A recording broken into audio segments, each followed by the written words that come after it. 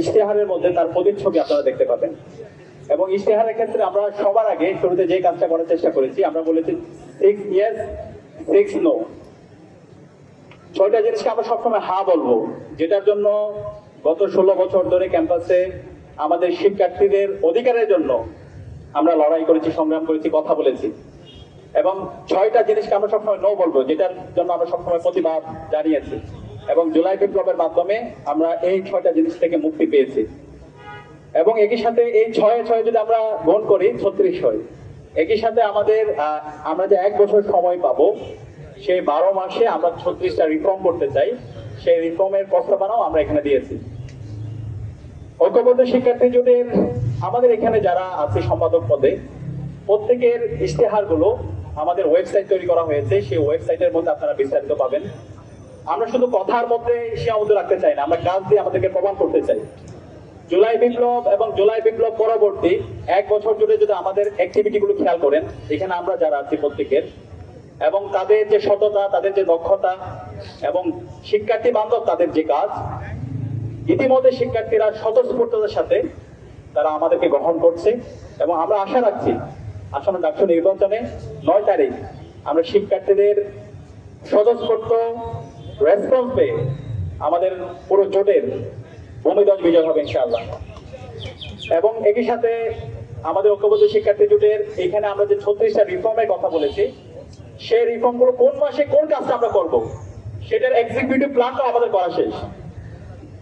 কোন সপ্তাহে কোন কাজ হবে সেই প্ল্যানটা আমাদের করা হয়ে গিয়েছে। তো আপনারা আমাদের সম্পাদকীয় যারা আছে তাদের থেকে আপনারা শুনতে পাবেন। তো আমরা আশা রাখবো আমাদের যারা বন্ধুপ্রতিম ছাত্র সংগঠন আছে, যারা ইন্ডিপেন্ডেন্ট অ্যাক্টিভিস্ট আছে, তারাও ঐক্যবদ্ধ শিক্ষার্থী জোটের মতো তারা আইডিয়ার প্রতিযোগিতা করবে। শিক্ষার্থীদেরকে নিয়ে তাদের ভাবনাগুলো তারা শেয়ার করবে, তাদের আকাঙ্ক্ষার কথাগুলো বলবে। এবং এই দায় দিয়ে দেওয়ার রাজনীতি, ট্যাগিং এর রাজনীতি, ফ্রেমিং এর রাজনীতি থেকে তারা বেরিয়ে আসবে। এবং যে 6 হার কথা বলেছি, সেই জায়গায় আমি ডাকসুতে আজকে আমরা যারা নির্বাচন করছি, আমাদের এই জায়গায় সবার কনসেনসাস আসা দরকার। 6 yes এবং 6 no। এই 6 12টা জায়গায় আমি মনে করি ঐক্যবদ্ধ শিক্ষার্থী জোট যে আহ্বান করেছে, সেই জায়গায় ঢাকা বিশ্ববিদ্যালয়ের 40,000 শিক্ষার্থী সহ আমরা যারা প্রার্থীরা আছি সবার কনসেনসাস আসা দরকার। তো আমি একটু এই 6 yes গুলো আবার আমি একটু পাঠ করে শোনাচ্ছি। 1 নাম্বার হচ্ছে আমাদের কমিটমেন্ট, নিরাপদ ক্যাম্পাস। 2 আবাসন সংকটের সমাধান। 3 নারী শিক্ষার্থীদের নিরাপত্তা। 4 চিকিৎসা সুবিধা ও স্বাস্থ্যসম্মত খাবার। 5 উন্নত পরিবহন। 6 ক্যারিয়ার গঠনে পর্যাপ্ত তথ্য সেবা। আর 6টা জিনিস যেটাকে আমরা সবসময় নো বলবো, সেটার মধ্যে 1 নাম্বার হচ্ছে কর্তৃত্ববাদী রাজনীতি, নির্যাতন ও সহিংসতা। 2 গণরং গ্যাস্ট্রন কালচার। 3 বৈষম্যমূলক নীতি ও আচরণ। 4 মাদক ছিনতাই ও চাঁদাবাজি। 5 লাঞ্চে করে আসেন কালচার। 6 ইসলাম ফোবিয়া ও সাইবার বুলিং। আমরা আশা করছি এই 12টি 6 yes এবং 6 no, এই 12টি জায়গায় ঢাকা বিশ্ববিদ্যালয়ের সর্বপর্যায়ের শিক্ষার্থীরা আমরা একটা কনসেনসাসে আসবো।